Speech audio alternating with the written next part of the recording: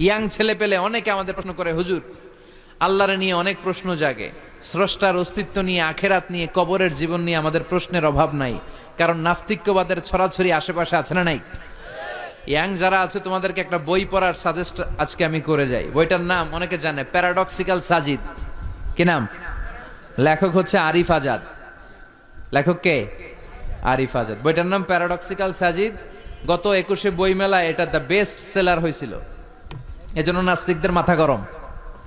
কথা বলেন। এই বছর সে আরেকটা বের করছে, প্যারাডক্সিক্যাল সাজিদ 2। এটা গতকাল থেকে বই মেলায় পাওয়া যাচ্ছে, 21শে বই মেলায়। এই প্যারাডক্সিক্যাল সাজিদ 1, প্যারাডক্সিক্যাল সাজিদ 2 প্রতিটা যুবকের সাথে সাথে রাখার দরকার, ঠিক কিনা? It's an eye opener for you. এই সূরাটা আপনাদের জন্য আই ওপেনার, চোখ খুলে দিবে। একটু চিন্তা করলেই বুঝবেন যে নাস্তিকদের যুক্তিগুলো খুবই হালকা। ওরা স্রষ্টাকে মানতে চায় না, আল্লাহরে মানতে চায় না। এর কারণ ওরা বলে আনসিন ইজ নাথিং, যেটারে দেখি না ওইটা মানি না। নাউজুবিল্লাহ পড়বেন না? কিন্তু ওরা ওদের জীবনে অনেক কিছু দেখে না, ওরা মানে না। কথা কন। আচ্ছা, আপনি আপনার জীবনে সরাসরি চোখ দিয়ে আমেরিকা দেখছেন? কথা কয় না। তা আমেরিকা যে আছে মানেন না? যারা এখনো হজে যান নাই, হজে যারা এখনো যান নাই, কাবা ঘর নিজ চোখে সরাসরি দেখছেন? টিভিতে না, টিভিতে তো সবাই দেখছি, সরাসরি কাবা ঘর দেখছেন? তো আপনি যে দেখেন নাই, আপনি সৌদি আরব যে আছে, কাবা ঘর যে আছে মানেন না? নাস্তিকরা বাতাস খালি চোখে দেখে না, দেখে, কিন্তু নাস্তিকরা বাতাস মানে না। Why do you believe on that? তো বাতাস মানুষ কেন? তোর দাদা, তোর বাবা কোনোদিন বাতাস দেখছে? তুই তোর চোখ দিয়ে কোনোদিন বাতাস দেখেছিস? Do you see the air in the atmosphere?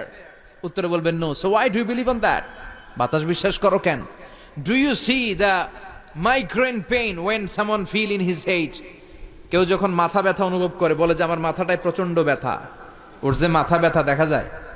কথা বলেন। ভাইজানের মাথা ব্যথা প্রচন্ড দেখা যাচ্ছে?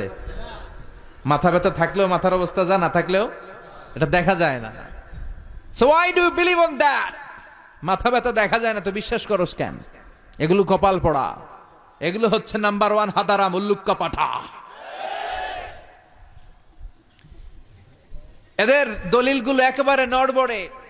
কুফানগরীতে এক নাস্তিক ছিল, সে বলে বেড়াতো আমি আল্লাহরে দেখি না তাই মানি না। কুফানগরীর লোকজন বলে আমাদের এক ইমাম আছে নাম নু'মান ইবনে সাবিত, ওনার সাথে বসলে তুমি আল্লাহরে দেখতে পাবা। সে বলে তাই, তাহলে তোমাদের ইমামকে ডাকো।